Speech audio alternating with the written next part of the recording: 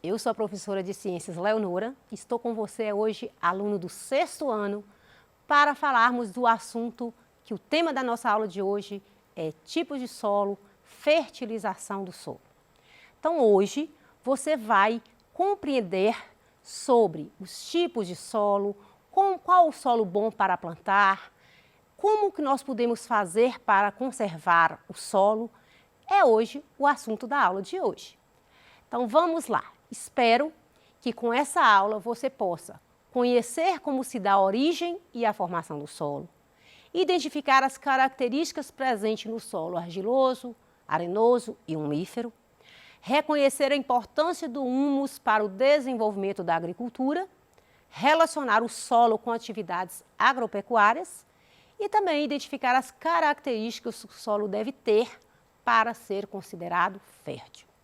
Na verdade, quero que você retome comigo ao assunto da nossa aula anterior. Na aula passada, nós falamos sobre formação do solo e nós falamos características do solo e também a importância do solo no processo de decomposição. Hoje nós vamos falar sobre relembrar a nossa aula para ver como é que se forma o solo. Falei com vocês na aula passada que o solo ele surge da degradação das rochas, da decomposição das rochas pela ação do intemperismo. Esse é um processo lento que demora milhares de anos para acontecer e que pelo processo de intemperismo essas rochas elas são degradadas em fragmentos cada vez menores, que nós chamamos de solo, e que a crosta terrestre onde a gente vive, grande parte é constituída por solo. Falamos aqui também quais são os tipos de solo: o solo arenoso, o solo argiloso, o solo umífero, o solo siltoso. Falei com vocês também na aula passada sobre quais são as características do solo. Falamos aqui que o solo ele tem textura, ele tem uma permeabilidade, ele tem uma coloração e o solo ele também tem a sua fertilidade. Então, ele é muito importante tanto para a agricultura, para a pecuária, ele é importante na vida de todos os seres vivos, porque o solo é onde vivemos e ele está aí cheio de plantas, é onde os animais também vivem, então é dele que nós tiramos a nossa sobrevivência. Na verdade, falamos também aqui que o solo ele é constituído de alguns nutrientes que são importantes aí na constituição do solo, que é o cálcio, que é o potássio, que é o magnésio, que é o nitrogênio, são os nutrientes que compõem o solo. O solo ele é classificado de acordo, às suas características. Então nós vamos encontrar a textura do solo, de acordo com a textura, ele é classificado em argiloso, arenoso, siltoso. E de acordo com a sua composição, o solo é constituído de matéria orgânica e minerais. Esses minerais, eu falei para vocês que são os minerais provenientes das rochas. Essa matéria orgânica é essa riqueza de humo que tem no solo, que vem aí da decomposição realizada no solo pelos fungos e as bactérias. Então, o solo, a classificação dele é de acordo com a textura e de acordo com a composição. De acordo com a textura, argiloso, vamos ver aí qual a permeabilidade de solo argiloso, qual a permeabilidade do solo arenoso, do solo umífero. Vamos entender aí esses tipos de solo, as características de cada solo através de um experimento que nós vamos realizar hoje. Vamos investigar aí quais as características desse solo. O solo arenoso, argiloso, umífero, ele está presente aí em todo momento que você vai aí no quintal da sua casa. Você percebe o solo pela sua coloração, pela sua textura, pela sua porosidade, pela capacidade que ele tem de permeabilidade. E isso eu quero demonstrar com você hoje para que você conheça essas características desse tipo de solo. Vamos lá? Quero que você observe aqui o solo umífero. O solo umífero, ele tem essa coloração escura, ele é rico em nutrientes, é um solo muito bom para plantar. Então, observa para você ver a característica do solo umífero. Já o solo argiloso, olhe a coloração. Vamos ver como é que é as características desse solo quanto à sua permeabilidade. E vamos ver aqui também o solo arenoso. Vamos conhecer aí como será as características desse solo arenoso. Esse experimento é um experimento simples. Você pode fazer aí na sua casa. Utiliza aí garrafas PET. Você vai cortar essas garrafas. Eu sugiro fazer a etiquetinha, né, para falar qual o tipo de solo. Você vai virar, colocar o algodão, que a gente vai colocar o solo umífero aqui dentro. Então, vamos colocar o solo umífero. Vamos ver a permeabilidade desse solo. Vamos colocar aqui o solo argiloso. Vamos acrescentar aqui. Você vai fazer na sua casa depois. Tá todo o experimento como fazer. Não é coisa simples. E você vai analisar cada tipo de solo. E esse é o solo arenoso. Vamos verificar aqui as características do solo umífero, argiloso e arenoso. Vamos aqui colocar agora água nesses 3 tipos de solo para a gente analisar a permeabilidade desse solo.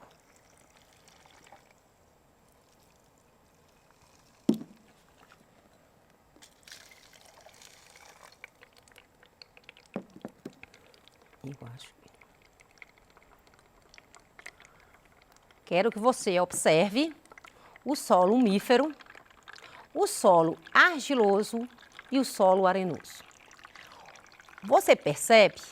Eu quero que você analise aí qual solo que está passando a água mais rápido. Qual solo é mais permeável ou menos permeável?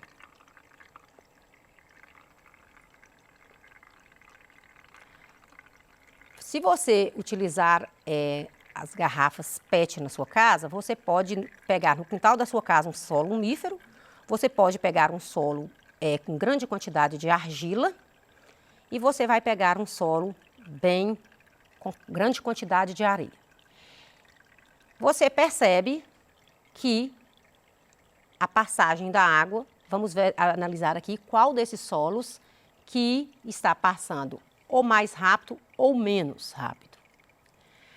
Qual dos tipos de solo a água passou mais rápido e em qual a água passou mais devagar?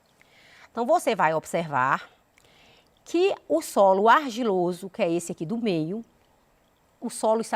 a água está passando bem devagar. Já no solo arenoso, passa bem rápido. E o solo umífero também, ele passa até um pouco mais rápido também. Por quê? O solo, falamos aqui da permeabilidade do solo, do grau de porosidade que o solo tem. Então, o solo argiloso, nós vamos falar que ele é um solo pouco permeável. Ou seja, a água é aquele solo que fica fazendo muita lama. Você chove e o solo demora a secar. Por quê? Porque a água não passa com facilidade. As partículas da água, as partículas do solo, ele absorve a água lentamente. Já no solo arenoso, aquele solo aí da areia da praia, das dunas, ele chove, logo o solo está seco. Por quê? Porque ele é um solo muito permeável. O solo umífero, ele tem a tendência de passar nem muito rápido, mas também nem muito devagar. Porque, na verdade, se a gente for analisar os 3 solos para plantar, é necessário que o solo tenha partículas de areia, de argila e de humo. Então, o solo só com humo não é o solo ideal para se plantar. O solo só com argila também não é o solo ideal para plantar, e nem o solo arenoso. Então, um solo bom para plantar é aquele que tem areia, em proporções certas, argila em proporção certa e uma em proporção certa, por causa da permeabilidade. Porque quando você vai misturar esses tipos de solo, você vai ter um grau de permeabilidade da água equilibrado. Você não pode ter um solo que a água passa com tanta facilidade como um solo arenoso, nem com muita dificuldade, que até agora que o solo argiloso ainda não conseguiu passar toda a água, e nem um solo que também passa, né, a água com certa facilidade. Então tem que ter esse equilíbrio de permeabilidade da água, porque é necessário que o solo ele seja um solo que tenha passagem de água, que a água fica retida no solo também para o desenvolvimento das plantas. Espero que com esse experimento aqui você possa realizar aí na sua casa. Você viu que não gasta nada de diferente aqui, nada difícil de acesso, você pode conseguir todos os objetos aí na maior tranquilidade na sua casa. E você vai fazer vários testes, depois você pode até misturar areia, argila e humo, para você ver aí o tempo de permeabilidade do solo. Voltando aqui, vamos falar aí o que é um solo fértil. Então, um solo fértil é um solo que tem proporções definidas de areia, de argila e de humo. É um solo onde tem grande quantidade aí, que a gente vai falar de matéria orgânica, que é proveniente da decomposição realizada no solo pelos fungos e pelas bactérias. Vamos encontrar muitos nutrientes, que é o fósforo, que é o nitrogênio, que é o cálcio, que é o magnésio. Vamos encontrar aí vários nutrientes no solo que vai contribuir para o desenvolvimento das plantas. É necessário pensarmos aí na preservação do solo. Então, para o agricultor ter boas colheitas, é necessário que ele pense de como preservar, de como cuidar desse solo. Então, as colheitas, um solo, você pode pedir aí a ajuda do agrônomo da sua cidade. O agrônomo é o especialista, é o engenheiro que estudou sobre solo, sobre agricultura, plantas. Ele vai analisar o solo para verificar aí seu grau de permeabilidade. Ele vai saber qual a planta ideal para aquele tipo de solo, porque falamos aqui na aula passada que nós temos vários tipos de solo com composições diferentes. O solo que você coletou na sua casa não é o mesmo que o seu vizinho ou que a sua outra pessoa coletou, porque o solo ele varia a sua composição e ele está em constante transformação, em constante mudança. Uma das sugestões que a gente dá aí, que os agrônomos dão, é a adubação, a rotação de cultura, arar a terra, o plantio direto, que a gente vai falar aqui no decorrer da aula.